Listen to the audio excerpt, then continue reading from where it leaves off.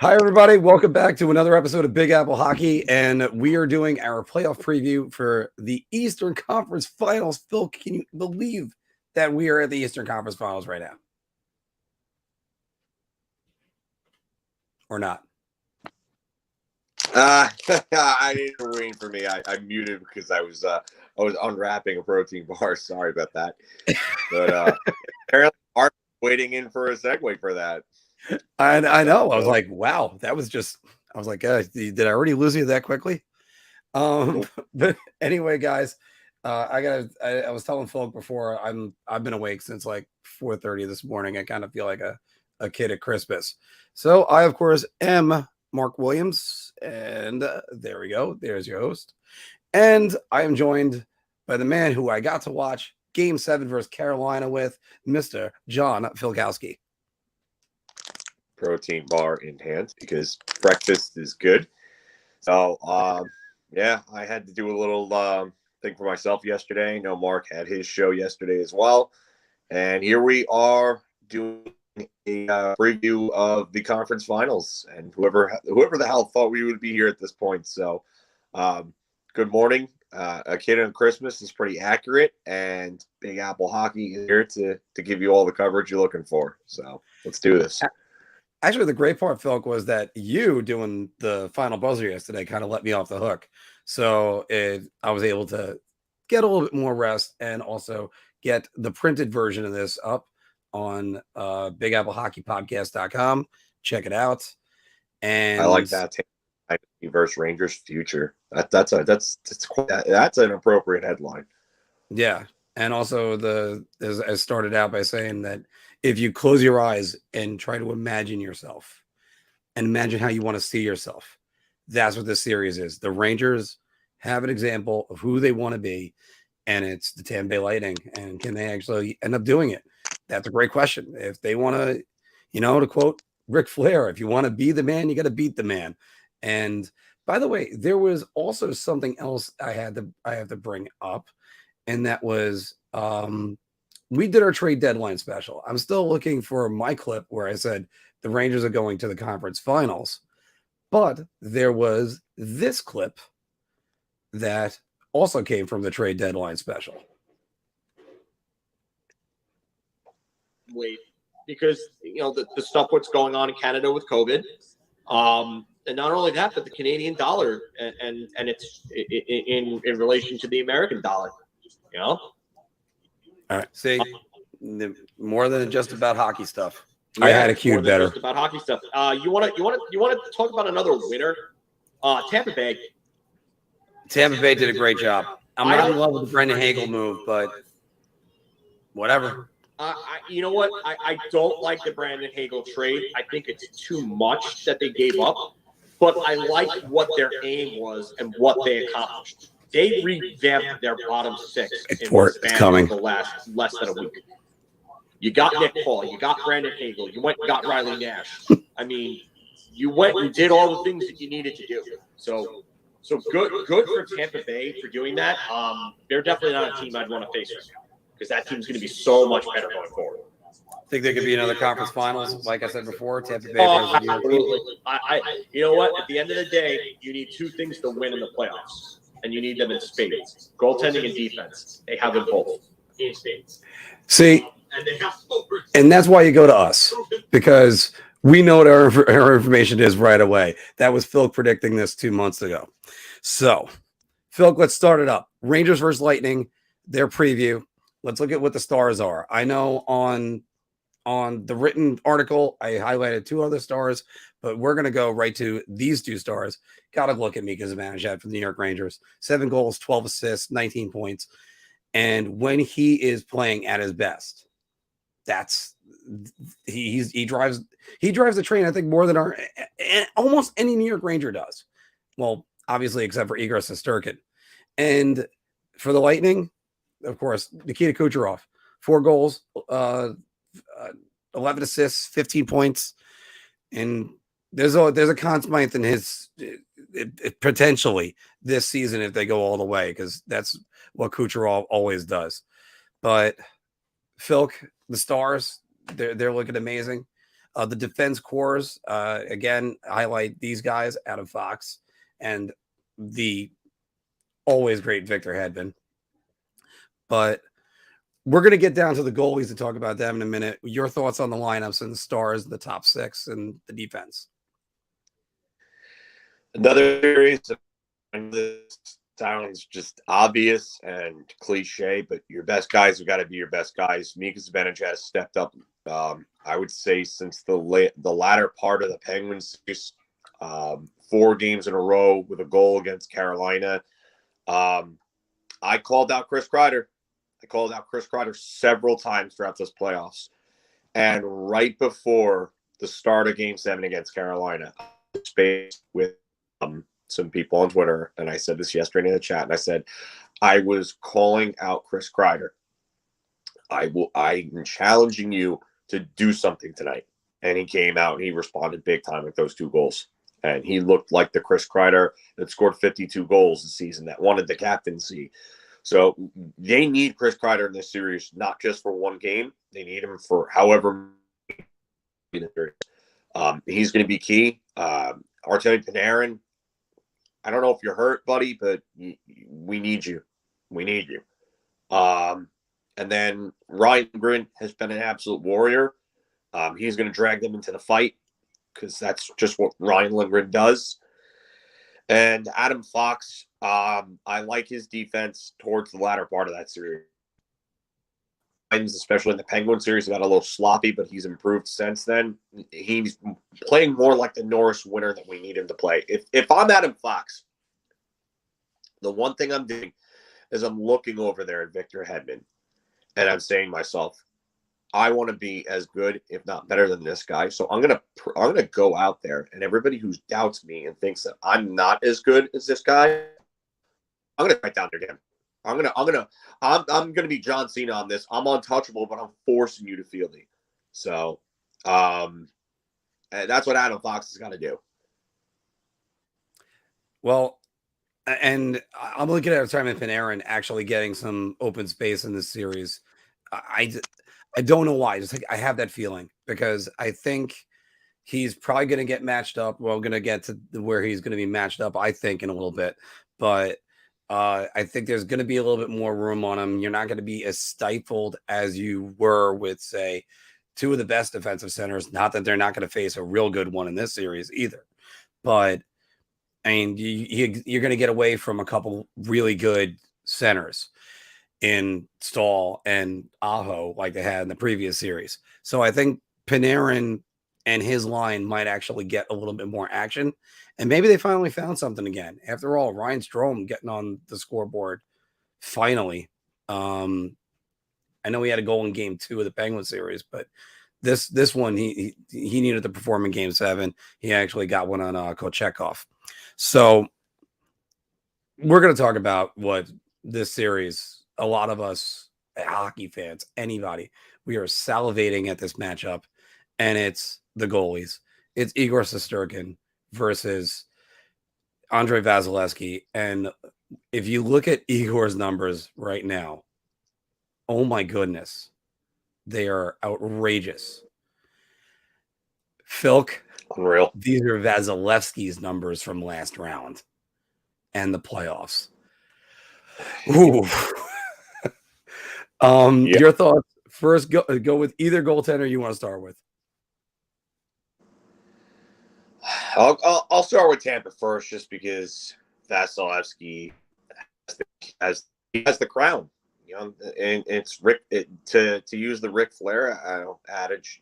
To be the man, you have to beat the man, and for Igor Shesterkin to rise to the top of the mountain, he's going to have to beat a guy that's been God mode in this playoffs. And when it comes to closing out series, maybe the best goaltender we've ever seen.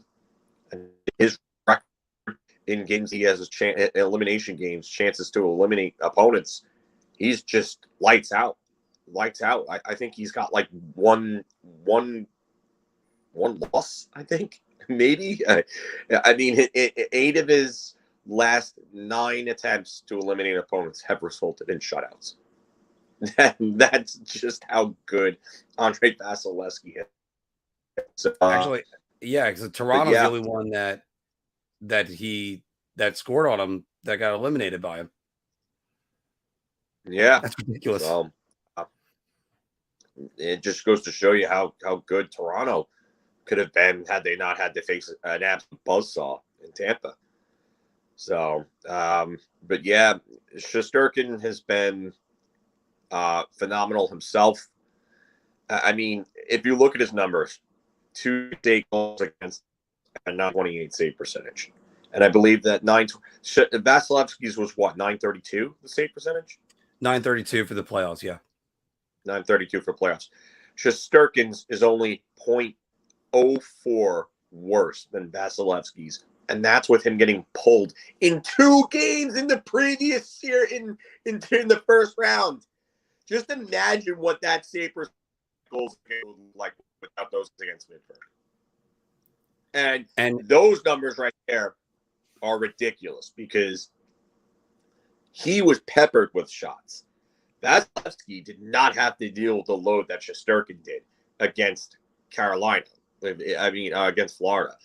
Vasilevsky had a much easier ride. Not saying that he wasn't great, but you take workload between the 2 goaltenders, you could easily play the game. One of these is not like the others and have the obvious answer within a second.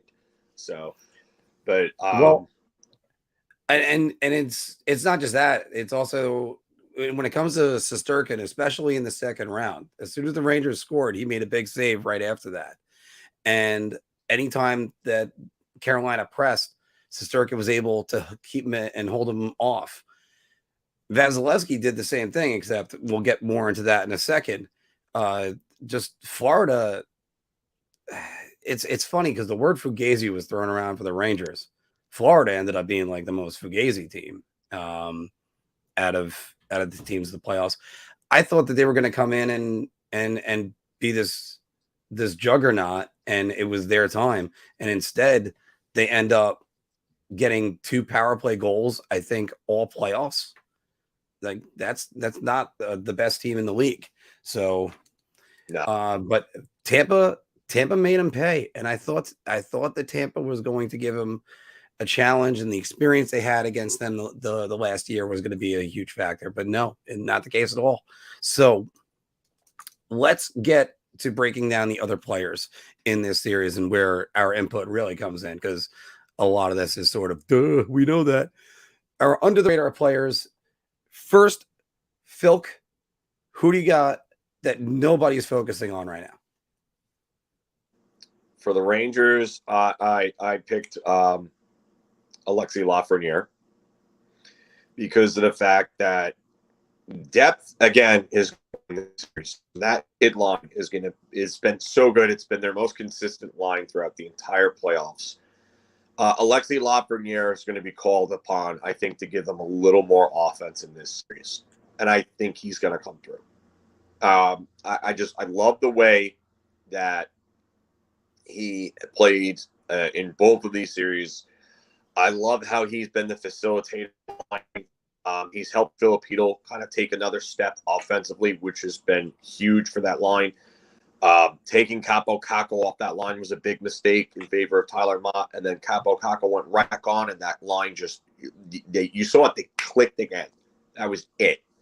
So Alexei Lafreniere, I think that he's going to be a handful in this series, and if he is, have a lot of problems because the Rangers are going to have a third line that's going to be able to come out, give them solid shifts, pin Tampa's their line and their defense and their own, and get some high quality scoring chances.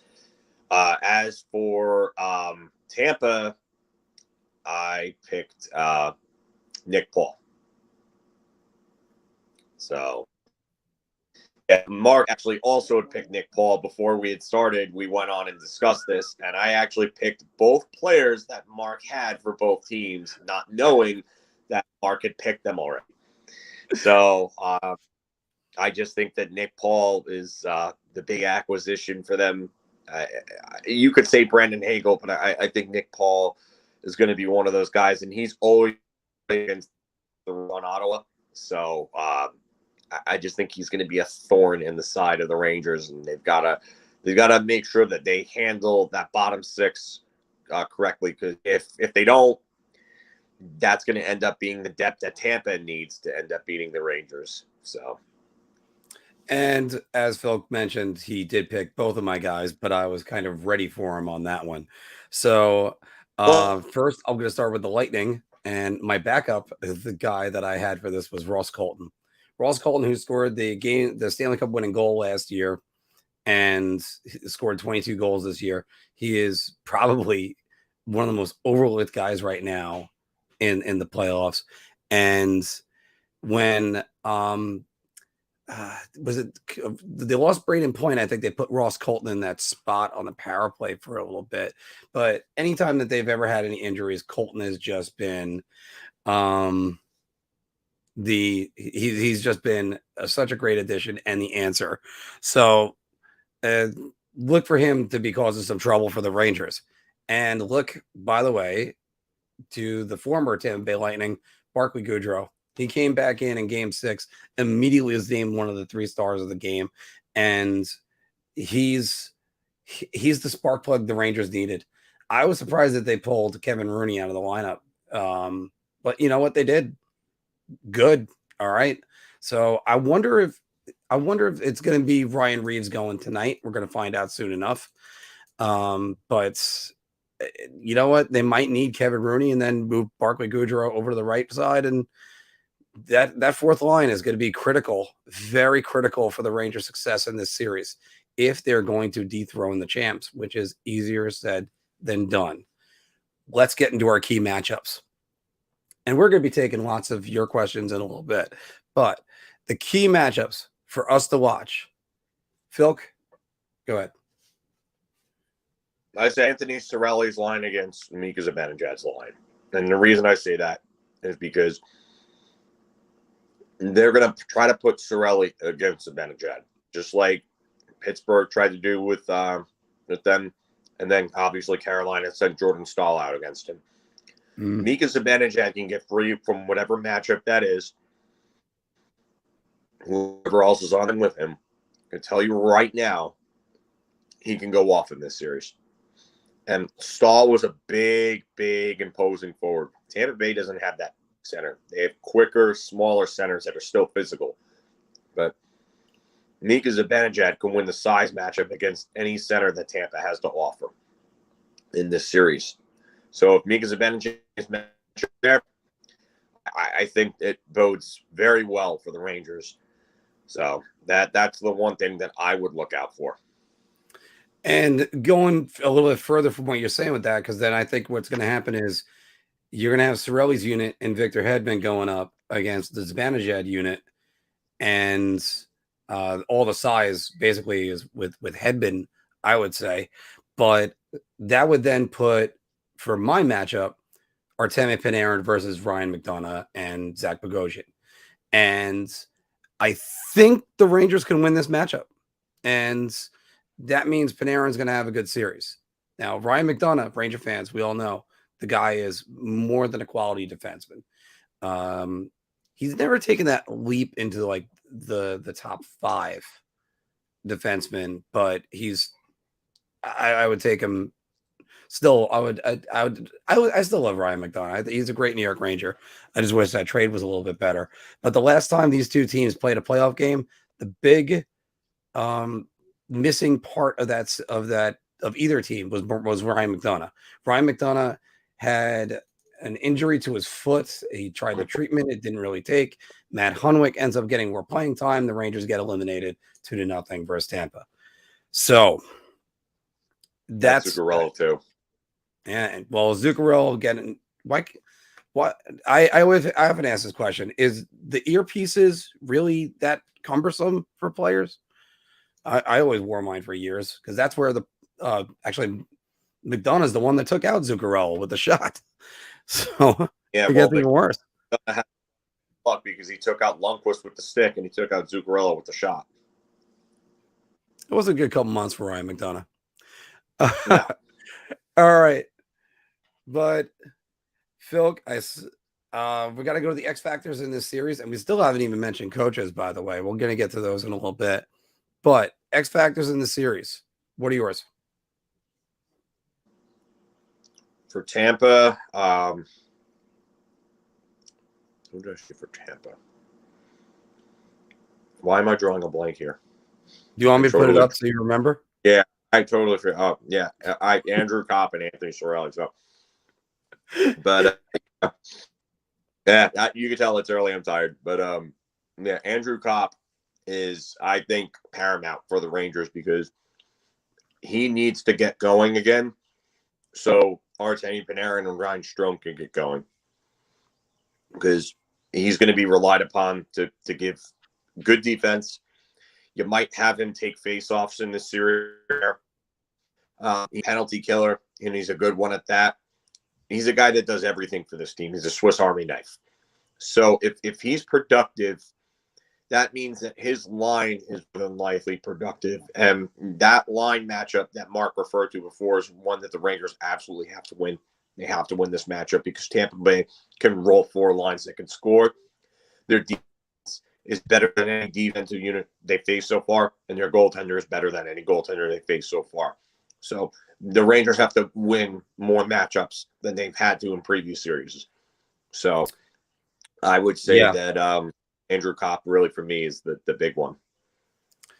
For me, I went with Keandre Miller for the New York Rangers because I think he's going to be relied upon to take out if it's the Palat line, assuming Braden Point's able to get back because that's what he's going to get matched up against. And the other one is the Rangers got to stop that Tampa 4th line. That 4th line for Tampa is real good too. Pierre-Edouard Bellemare, rats. I had it all right here, and I had them all in my brain. Patrick Maroon, and it's putting Jan Ruda on the 4th line right now. But I think Corey Perry's actually the guy that's there on daily faceoff. Jan Ruda is a defenseman, isn't he? Jan Ruda is a defenseman. He's Victor Hedman's part. Yeah, I mean, why would they put him down there? I don't know, but still. So again, that 4th line, and there's a reason why Pat Maroon's been on the last 3 Stanley Cup winners. So the Rangers are going to have to stifle them. By the way, Corey Perry trying to do his best Marian Hossa impersonation by just playing on a team that's in the Stanley Cup Finals. Hopefully he loses, but the 2 straight years. But yeah. So that's going to be a tough 4th line, and I think that's where the Rangers can match them with the 4th line, especially. There's rumors of it. I know we've been talking about it on this for the channel for a while, but maybe Sammy Blais is back in this series, and that would be funny because that's a question from Dave. And yeah, the bigger impact is definitely Braden Point, Dave. It's not even not even a question.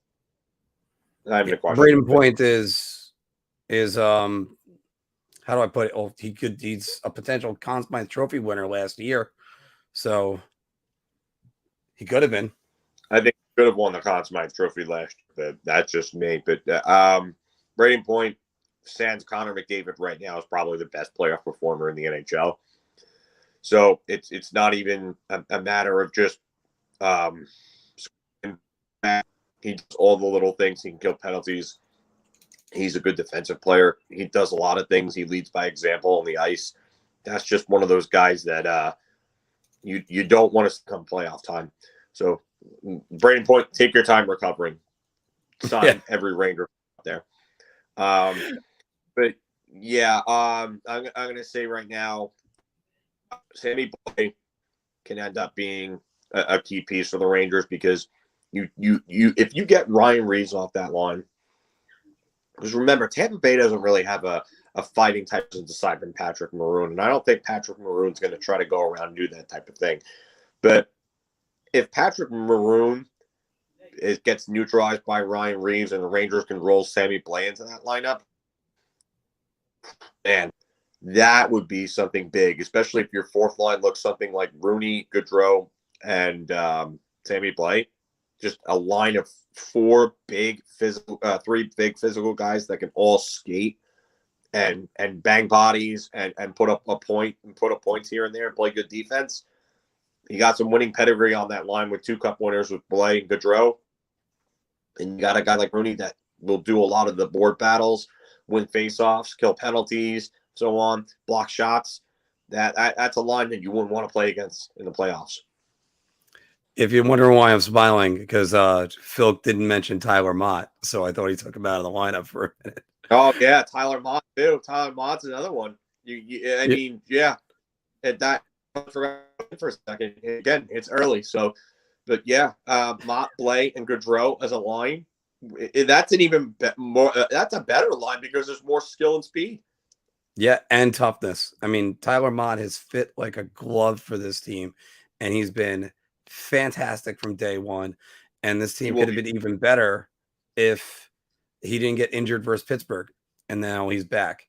So, Filk, before we start taking questions and giving our predictions, the Rangers will win this series if Chris Kreider have a big series.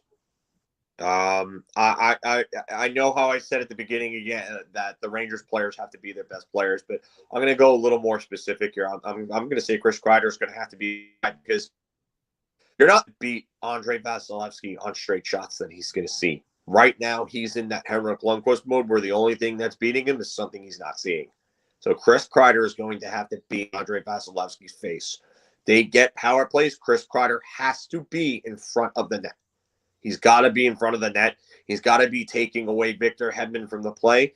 He's got to be pucks, because there's no way that you're beating Andre Vasilevsky right now on straight shots that he's seeing.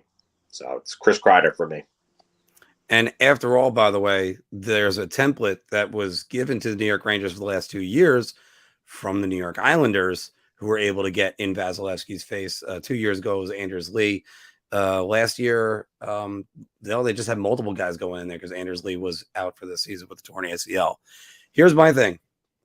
The Rangers have to be strong mentally, because Tampa Bay is going to score big goals. Tampa Bay is not going to go away very easily. Think of how when Carolina had those massive surges and Igor kind of stood on his head at times and kept them in the games. And it's just survive the next 5 minutes. We're going to be fine. So they do this, and then they're going to be fine. Tampa Bay is the ones that, against Florida, they got the big goal. Then Florida would go on the power play, and then Florida would like squeeze sawdust out of the sticks. Then Tampa would go back the other way. Bang, Steven Stamkos back of the net. I think that's game 3 that I'm referring to. And yes, that was just, and that's all she wrote. That was your series right there. And the Rangers can't get frustrated. It's going to be very difficult. You're going to, they have the 3 Stanley Cups. We know 2 Stanley Cups. We know this. 3 as a franchise, but nobody was on the 2004 team on this one. But that's what you have to do. You have to be mentally strong. And then on top of that, they just got to listen to their coach, Gerard Gallant, who is going to be just as calm as they are. He has been such a great guiding light for this team, because while we were getting frustrated, while we were getting annoyed as pundits, as fans, as a lot of things, Gerard Gallant just sat there and smiled and said, we got a good team. We're going to be fine. And we're going to go right back out there. Filk, the Lightning will win this series if Nikita Stamkos can play through the matchups that they're going to have to deal with. Their big guns are going to have to be big guns, especially with Braden Point out. They're going to need more production offensively from guys like Andre Palat and Alex Killorn, Anthony Cirelli. I mean, the depth guys are going to have to show up for Tampa as well. So, their offense can come through. They will win this series at that point. The way that I equated this in the written article is the way that I'll say it right now. It's like you're getting to the end boss of a video game, and it is going to take everything you got to beat this boss. Now, by the way, if the Rangers win this series, they'd have to then beat another one in either the Connor McDavid led Oilers or the Nate McKinnon Colorado Avalanche. But this is a team, they can kill penalties. They can put the puck in the net on the power play. They're good 5-on-5. And then on top of it all, they got a clutch goaltender. It's sort of like try to find a weakness on them. Really try to find a weakness. Maybe like their third deep pairing, but this is what the Rangers are going to have to do. And they're going to have their depth tested. They're going to have their mental faculties tested. It's going to take everything to beat the Lightning, and all the Tampa Bay Lightning have to do is go out there and be the same team they've been for the last 2 years. That's about it on that one. I mean, I'm gonna bring up two things right now. First thing is this comment here from our man. I think our youth makes the short rest less of a factor. I agree there. I mean, I agree with that Rangers too. Energetic. NHL Network posted a graphic the other night of the amount of games played and the ages of all the young kids. There was one on that graphic that was 25 or older, and it was Igor Shesterkin. The rest of them were all 24 years old or younger, ranging from showing Adam Fox, Keandre Miller, Alexei Lafreniere, Filipino, Capo Caco, Braden Schneider was on there. I mean, Ryan Lindgren was on there as well. So this team is young. They have energy. They absolutely have energy. The other thing is that Tampa is at that point who is arguably, he's a top 3-4 player on that team, top 3 forward, but top probably 4 player on that team. Tampa Bay might be without Miguel Sergachev. And the other thing would be for me is they might be without Brandon Hagel for some point. Mm-hmm. I'm not 100% positive on that, but Hagel and Sergachev were questionable, and Point is out as far as we know. We don't know if he's coming back this series. So the Rangers have to take advantage of Tampa's injuries and really have to start exploiting the matchups that should be somewhat favorable to them in this series. There was forgot which NHL analyst said it, but when they talked about Florida, it was Mike Rupp. I got it. It was Mike Rupp. The difference between the Florida series, the Florida Panthers and the Tampa Bay Lightning was anytime you ever saw a Tampa Bay Lightning player get injured and go off the ice and go up the tunnel, they always came back. And the Florida Panthers guys, they were always going back to the locker room. Now, is it injuries or are you just hurts? Obviously, that was part of the factors. I mean, I'll never question if a guy is seriously hurt or not, but the Lightning were warriors. And to bring up one thing Filk said earlier about, and in his video yesterday, was Ryan Lindgren embodied that to a T. He was basically trying to crawl off the ice. He looked like he was in bad shape. And not only did he complete the game, but he completed it and then some. He looked great at the end of that game. Ryan Lindgren might be a cyborg, or for Dragon Ball Z fans, Ryan Lindgren, he might be one of the androids. We can call him the Android 7 Rangers for anyone who's a Dragon Ball Z fan here. But yeah, I think that Ryan Lindgren is just that guy deserves a letter on his jersey more than anyone, because that guy's the embodiment of what Android 55. Yeah, basically that's what we call him from now on. Android 55. I like that, James. So I'm gonna call him that. But prediction. Go ahead, Filk. Lightning in 7. I'm going to continue to doubt this team because this team continues to prove me wrong when I doubt them, and I love that. So underdogs, Rangers. I'm going to have you as underdogs again. I'm going to say Lightning in 7, and I hope to God that they make me eat crow for another series, and we're talking about split hockey into July. So Well, I'm going to actually break the trend that we had from the last series. And I did say Carolina in 7. And I did think that, wow, that the way that series unfolded. I think if Tampa gets out ahead of the Rangers and starts to push them to the brink, then you're going to see their best hockey come forward. I'm going Rangers in 7. I can't bet against them right now. This team looks like it's going to take one more step at least. And it's hard to say that with conviction because you're talking about the 2-time defending champions. I mean, hell, I'm on their stat page. I'm looking up pictures of them and just they look like they're even taking championship pictures already again. So it's just one of those things, but it's got to end. It can't go on forever. And I think the Rangers can actually do this.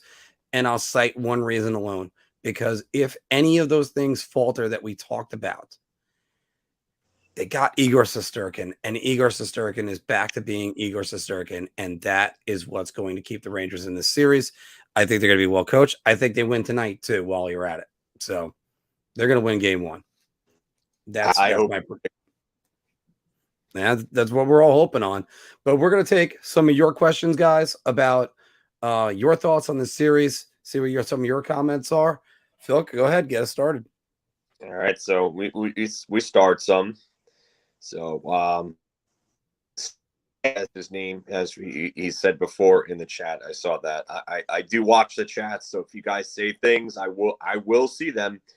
So, you got Rangers in 6. All right, I'm cool with that. Got no reason to disagree there, but I mean, just my pick. But like I said, I'm the man, so I'm gonna continue to doubt this team and pick the other team at this point. So I'm just gonna go with it.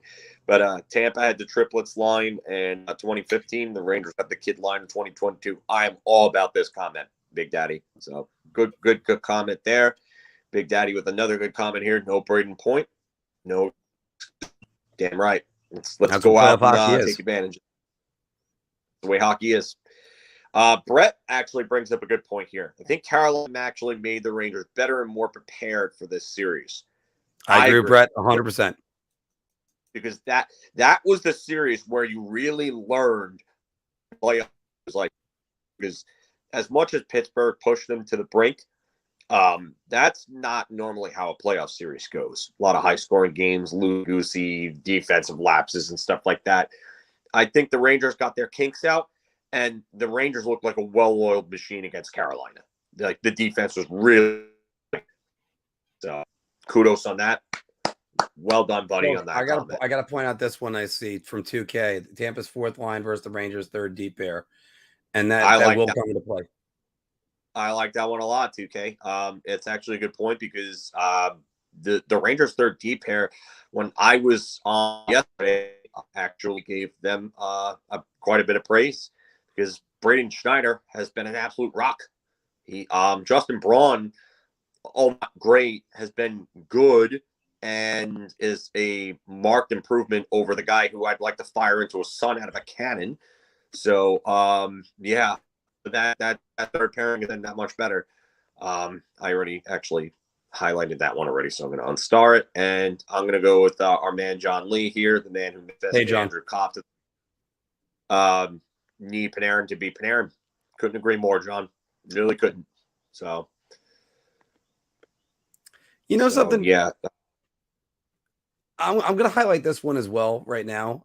Keith brings this up, which is a little bit nervous. The Rangers were able to duck Jari and Anderson, and now they have Vasilevsky. I don't know how much of a difference it would. Maybe Jari would have made a little bit of a difference over Louis Domingue, but the truth is, Tristan Jari wasn't. Nobody was the be all end all. Vasilevsky is tops, and the Rangers' best efforts usually came in the regular season against Vasilevsky. So the question is, can they do it in the playoffs against them? Zibanejad had a hat trick against them. He had 4 goals against the Lightning in the regular season. So I don't think it really matters when you get a goalie that's just playing well, because Ranta played great up until the last 2 games. then another thing that I said before the start of the previous series was the fact that I thought that the Rangers were a much better matchup against Tampa than they were against Carolina. And I think that's going to come into play here because I think this team plays much better against a team like Tampa than they would against Carolina. But Carolina, and I said this throughout the series, they didn't play that smothering type of hockey that they played against the Rangers during the season where they didn't let them out of their own zone. For whatever Brendan Moore changed things or the way that the players were, they didn't want to take the chances, I guess. I don't know. But the Rangers also were far more effective at moving the puck out of their authority in the kind of series. And that's what I said before the start of that series. The key to beating them was to make crisp, concise passes out of their own zone, moving the puck quick. Because when you send in 3 forwards and you have the defenders pinching, the only way to beat that is to move the puck and break out effectively as a 5-man unit. And that's the neutral zone and then send all that pressure. Tampa Bay is not that type of team. Like, they can play the Rangers game. So I think this is a really good matchup. But great comment here from Steven. The team with very limited playoff experience reached an Eastern Conference Finals without their best forward showing up for the first 2 series. Just imagine if Artemi Panarin finds a way to break through in this series. And I think he's going to. I hands down think he's going to. There's going to be more production in this series than there was in the previous ones, both of them, for him, because I think he's going to get a little bit more room. I think they're going to try to key on Zibanejad. He's probably going to get the next ball unit. Tampa faced Jack Campbell and Sergei Bobrovsky, who have more save percentage than Antti Ranta and Louis Domingue. That says it so all you right want there. to playing garbage goaltending? Tampa has played garbage goaltending. Oh, but Jack Campbell, Sergei Bobrovsky are legitimate stars. Well, it doesn't matter if they played like ass cheeks in the playoffs. Well, as I said before, Sergei Bobrovsky, I know he signed in Florida, but we're still waiting for him to show up there. And Jack Campbell, all credit to him. Jack Campbell played a great games 5, 6, and 7. Game 4, he was awful. And I'm being polite, awful. And there was that shot that I think it was by Colton, that it hit his glove and went in the net, and he did what every baseball player does whenever you make an error. You look at the glove. You look at the glove like, oh, how did it go in? But yeah, oh my God. Was, if I could pull it up for you guys right now, but no, I'm not gonna submit you guys to waiting for that. But they've also never seen a goalie like Igor Shesterkin, and Shesterkin has just been the ultimate deodorant. He's Vasilevsky as well. So let's see how this shakes out. And I think people are going to be surprised about this. All the people that are saying Tampa in 5, no, it's not happening. No. This is going down to the wire. Either way, either team wins, it's going down to the wire. Unless the Rangers can somehow really exploit Tampa's injuries. If Point, Hagel, and Sergachev are all missing, then maybe the Rangers can exploit that and end it in 6. But I think this is not gonna be this is definitely not gonna be a 5-game series. No way. And let me throw this one at you, because experience does matter. But is it possible to gain experience that they need just from these 2 playoff series they just had? They just had a 3-1 comeback, and they had a 3-2 comeback after being down 2-0. Really good teams. They were down 2-0. And you know what the best part about them being down 2-0 is that they could have absolutely won the first game, should have won the first game against Carolina. And the second game was technically a winnable game. It wasn't like they were so far out of reach. And then game 5 was really the worst game from the Rangers in a while in the playoffs. So I just there's a lot of experience to be had, and there are a lot of things that they are learning very quickly, and it's great to see the Rangers learning on the fly and getting valuable experience for these kids. Like I said before the start of the season, I said just give me a playoff appearance and a round, and I'm happy. And before the start of the Carolina series, I said I was just happy to win a round. But they're in the Eastern Conference Finals. They're going up against the defending champion. And Father Time always wins. Mm-hmm. Always wins in the end, except if you're Yarmer Yager, but yeah, still, Father Time wins in the end. But this Tampa team has played a ton of hockey over the last 3-4 years. Ton of hockey. So eventually this is going to start to catch up on them. And I think the Rangers could take advantage of that as well. Well, again, I go back to the headline of Tampa's legacy versus the Rangers' future.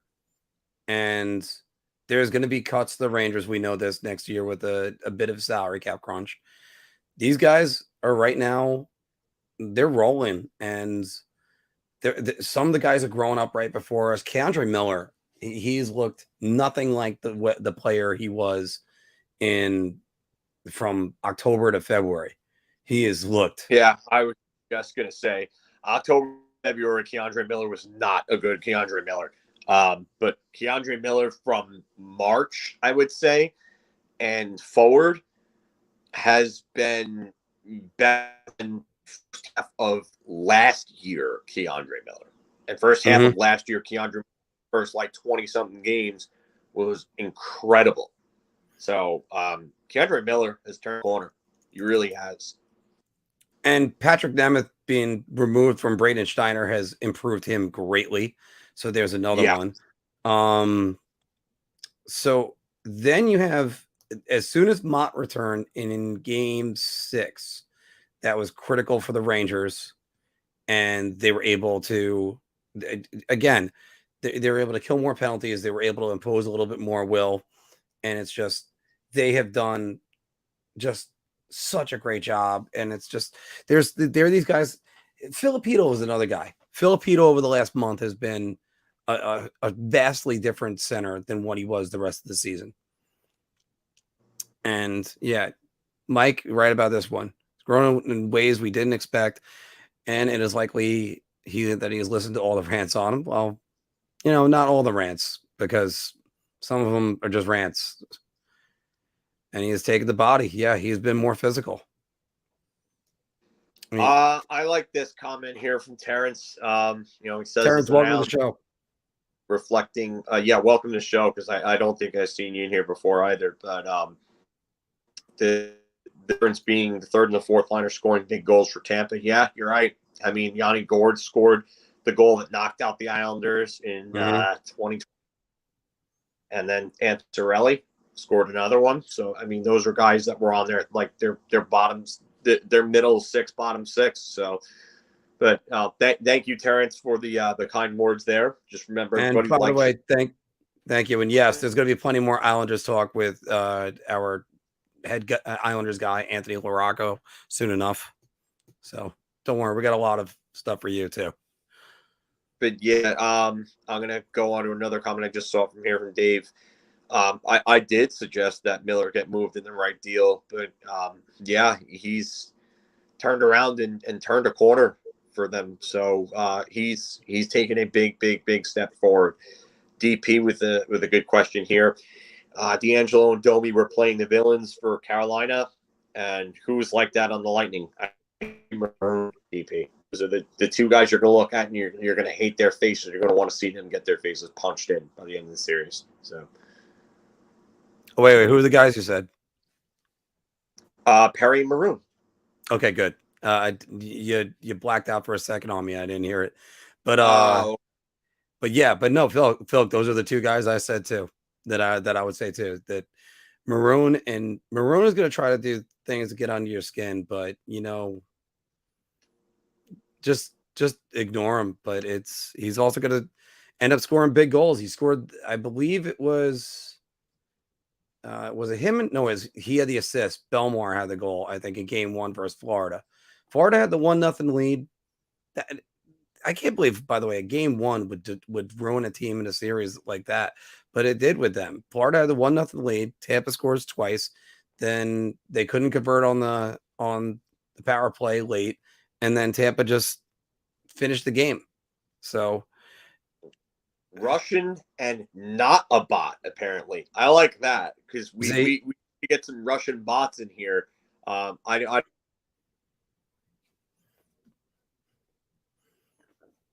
yeah, haven't had to deal with the sex bots yet. Yeah, I love the fact that you're talking about Shesterkin. I know you're talking about Shesterkin because of the 31, but yes. So, and saying good things too. So Igor. So, who wins a Ranger trivia contest, me or Mark? Wow, that's tough. That's close. That would be a good one. We We used to always do Mark's weekly trivia, and I'd get Phil pretty good, but I'm pretty sure Phil has got his expertise that he'd beat me on. So yeah, there are different areas that we would probably stump each other with, but it would be a good one. I got to go with J-Lock on this one. By the way, welcome to the show. Nice picture too. Yeah, I like that. Welcome, J-Lock. I definitely haven't seen you before either, so welcome to the show. But yeah, I'm with you here. I hope Goody is on his stuff tonight. Mark would win the trivia if all the questions are about Justin Braun or Justin Huberdeau or whatever. Just not Justin Timberlake. I wouldn't win on that one. Well, I hope you wouldn't, but no, I had a lot more rock in my life. Chris T goes, do you think Florida lost because they were too top heavy and the Rangers as a whole match up better? All right. Florida for me lacked a lot of things. They lacked a lot of experience up and down the lineup. You were talking about the Rangers having a lot of young guys, but the Rangers have guys that have experience. Your your Kreiders, your Jacob Trubas, guys like them. Even Adam Fox had previous playing experience and stuff like that. Florida had some guys that really only had one playoff series worth of experience, and you were talking about Barkov and Huberdeau, guys that just may not have been ready to take that next step yet. I also think Florida, for star power aside from Barkov and Huberdeau, I also don't think they have a defensive unit that the Rangers have. I think the Rangers, the way the defensive unit is playing now is way different from the way that they were playing during the season. So you're Keandre Miller taking a big step forward has helped really solidify their top four. Aside from Aaron Ekblad and Mackenzie Weegar, what impact defender are you looking at on that team? Because I really don't see any.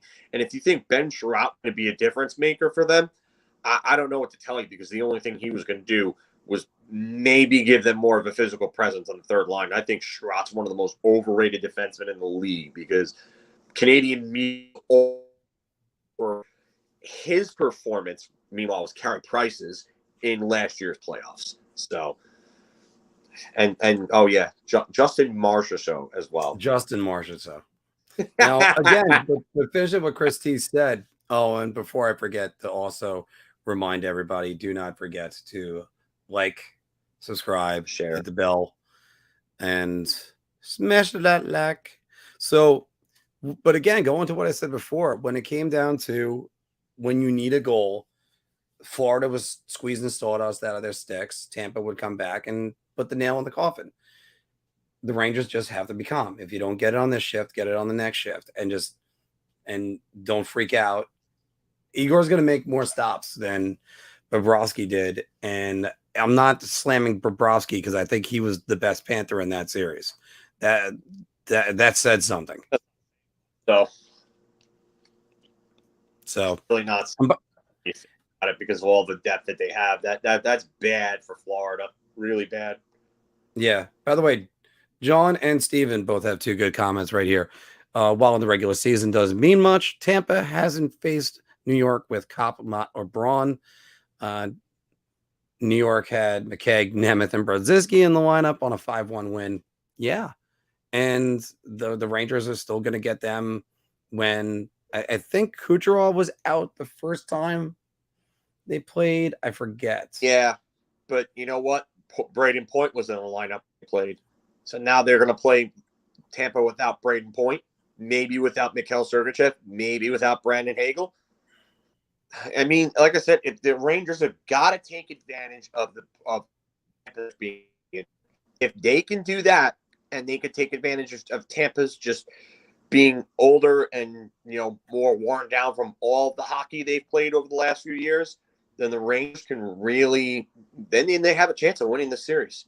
So, and I gotta go right to Steven's next one, which is the one right next to that, and he's right about this. Attack that right side defender for Tampa Bay. You're going to throw Chris Kreider, Artemi Panarin, and Alexei Lafreniere, bang, bang, bang. And when they're not getting one of those three, they're going to get Tyler Mock on them.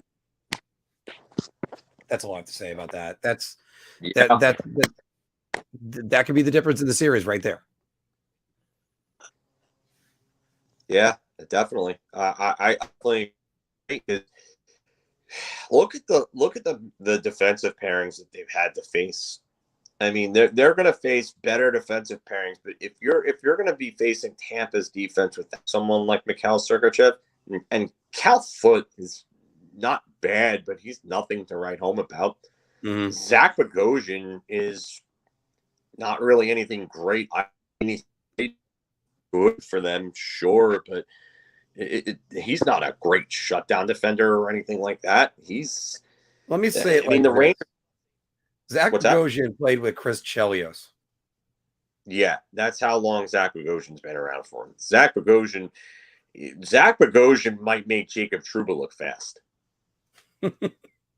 So, I mean, we're really gonna look at it. The Rangers, they should be able to handle this. Like aside really from Victor Hedman and Ryan McDonough, I mean, Eric Track is really the guy that I think doesn't get enough love because I think he's really good defensively.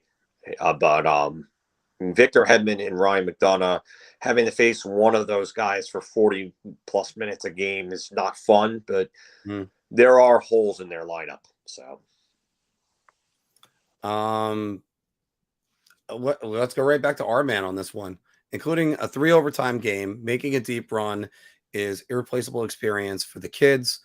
We are set up for the long run. Yeah, the Rangers are set up for a while, but I think this what they've went through is already helping them right now. So they're getting their experience. See, you know what the thing about experience is? You need to experience it.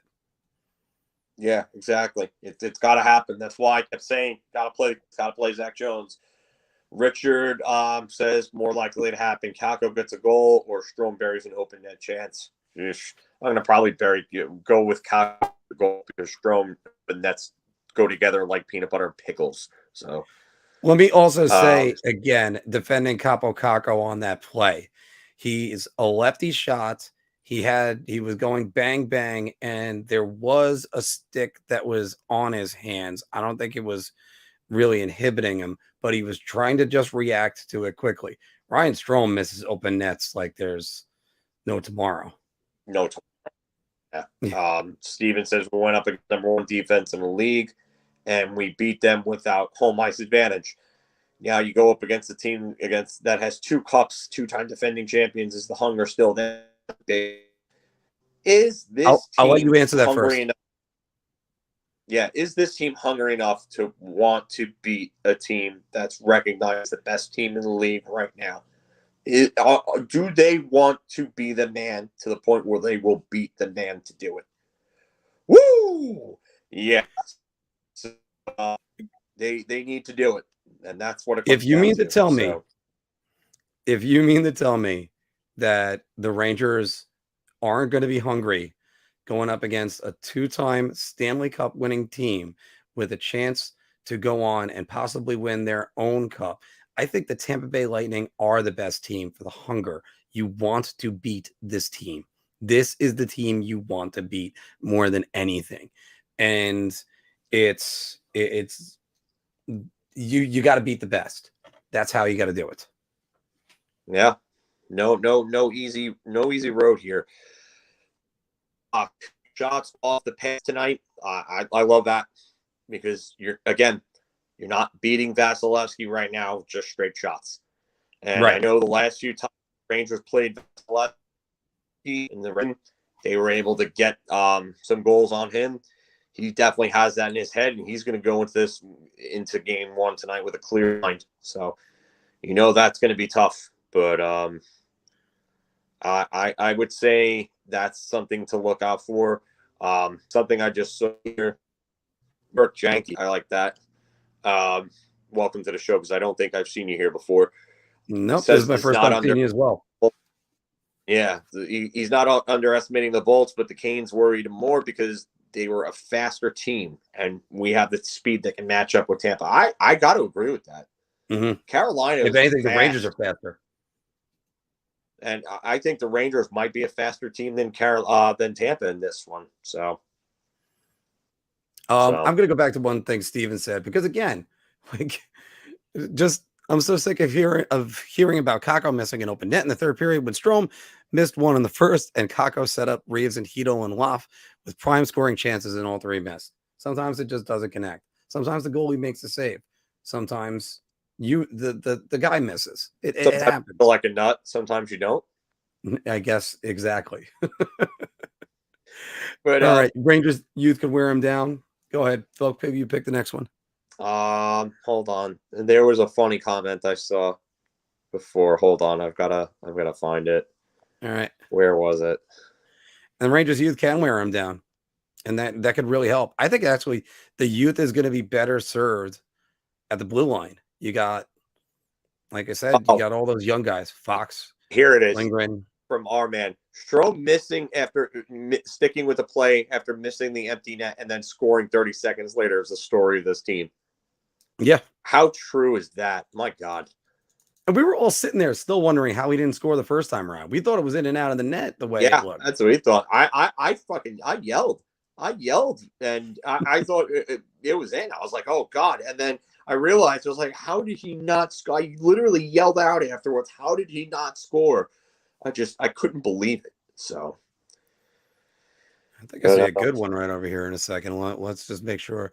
Juan, I gotta agree with you on this. I believe in the Rangers. I like what Gavon said.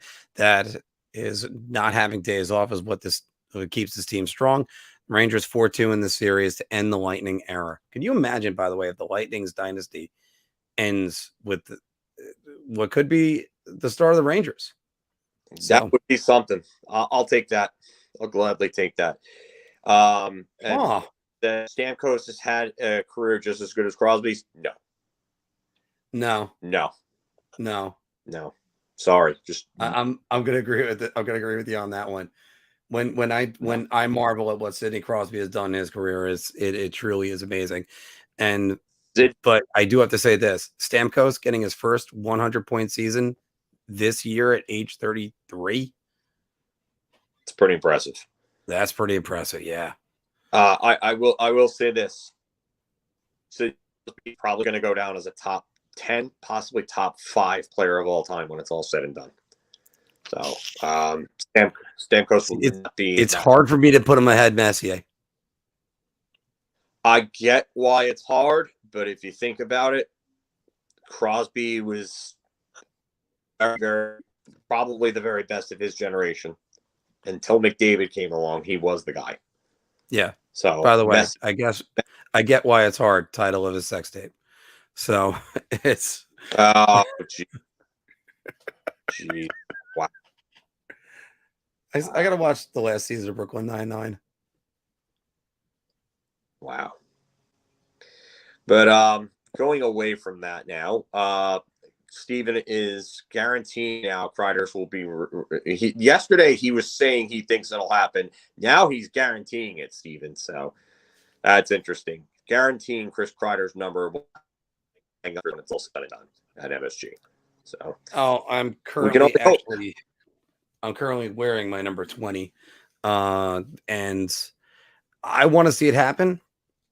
President of the Chris Kreider fan club, but it's just their qualifications to retire numbers were way too high.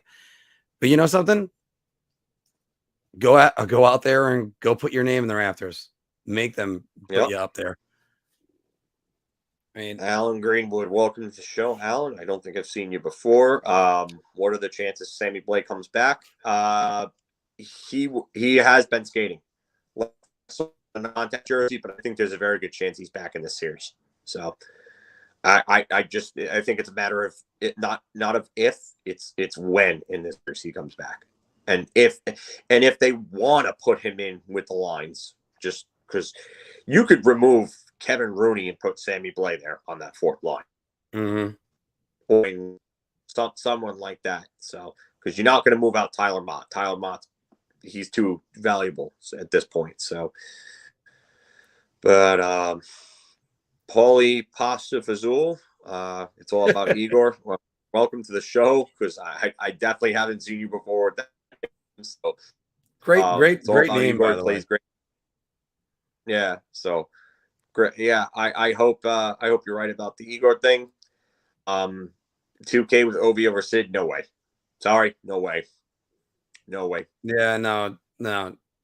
As Steven said right here, Sid is a top 10 player all time. Stamkos might not even be a top 100 player. I hate to say it like this. Stop, Steven. Stop. Oh, I hate to say it like this, by the way, and I have to throw this out there, and I don't mean to sound like I'm disrespecting the guy, but I always got frustrated that Carey Price was named in the NHL 100, and not only no Henrik Lundqvist, but no Rod Gilbert. No Really? Evgeny Malkin, but Bob Gainey got over those guys, but no Evgeny Malkin. See, wow. Okay. I want to put Bob Gainey in. That's the hard part. I don't want to put Bob Gainey. Why is Bob Gainey a guy that was a checker and nothing more than a checker or on that list? Because he won the first 4 Selke trophies. Okay. Where was the rest of his game? Evgeny Malkin won a friggin' Hart trophy and multiple scoring trophies.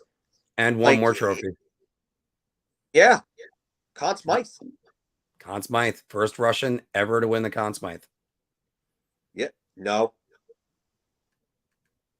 Yeah.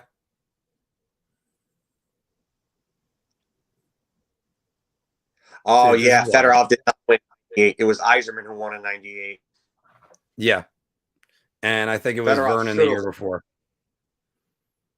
But yeah, I know it's trust me, it's sometimes when you ask yourself the questions like this, just to make it seem a little bit more impartial, if player X was a New York Ranger, what would your opinion be on him? Their top 100 is stupid. That list should be burned. It should be burned. When Bob Gainey makes it over like Malkin or Henrik Lundqvist, then I don't ever want to hear it again. I don't, because that list is a joke, and I pay no attention to that list. Over guys like Henrik Lundqvist. What the hell has Jonathan Taves won individually? And Jonathan Taves has had one season in which he scored 80 points, and that 80-point season came after that list was released. I don't care about cups. Cups are a team achievement. They're not. So burn that list to the ground. So I don't care about that garbage nonsense. Right. List. Like it's sort of like when you argue who's better. Let's start with quarterbacks. We'll go with who's better, Dan Marino or Mark Rippon or Trent Dilfer. Oh, wait, one of them doesn't have a Super Bowl. Yeah, because Dan Marino couldn't play defense, and Henrik Lundqvist couldn't score any goals. Doesn't make Antti Niemi a better goalie in his career because he has 1 Stanley Cup, or for that matter, Corey Crawford better because he's got 2. So please, Bear was not that good. I'm sorry, I disagree. Every New York Ranger fan would also say that. We're just going to move on to the next comment. So, Sorry. J Log is asking about this, but I don't think he's available. Because I was looking on the injury report. He's still listed on the injury report. That Yeah, there's no I point. He might don't not be think back for the Stanley Cup I don't know Finals. if he plays series. Yeah. I don't So, know. James, what fascinates me most about Crosby is the fact that he is arguably the best puck control ever on a flat stick blade. Yeah. That play that Crosby had a few years ago, where he literally stick handled in midair, where he batted the puck and then batted it again past Price. I'm just going to leave it at that. Well, We'll get back to the Rangers in a minute. Yeah, he's just incredible. But I'm probably going to wrap this up because I do want to hit the gym. Yes, and actually, we are going to wrap this up. 1 hour, 10 minutes, plenty of time. Although there's 42 of you guys watching, we even got a like on Facebook. This is all tremendous. We love doing this for you guys. Actually, before we do the official wrap up, I have to ask Filk this question. Buying around the bar talk. Let's do one of those. Buy shot and a beer. There will be 40 goals scored let's go to 50. 50 goals scored in the Colorado Edmonton series. Oh, I'm absolutely buying around on this. If we're bar talking this, yeah, I'm buying around. Yeah. So. I'm gonna say that too. My God, there's gonna be so much scoring. Way over. Yes, everybody, make sure your goals is actually the record in a playoff series. I think especially if Darcy Kemper is going to be out. Yeah, I think that's the record in a playoff series. I think it was 85 Oilers and Flyers. So that is the record.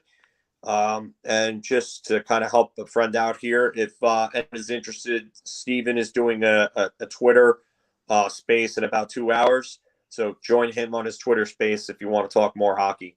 So. J-Lock, by the way, thank you very much. You listen to us all the time, and thank you, because we're always going to try to be turning out as much content as possible. Guys, everybody, thank you very much. I will see you tonight after the game for a bit, and just let's go Rangers. Let's go Rangers. Let's win this. Yeah, they can do this. They really can.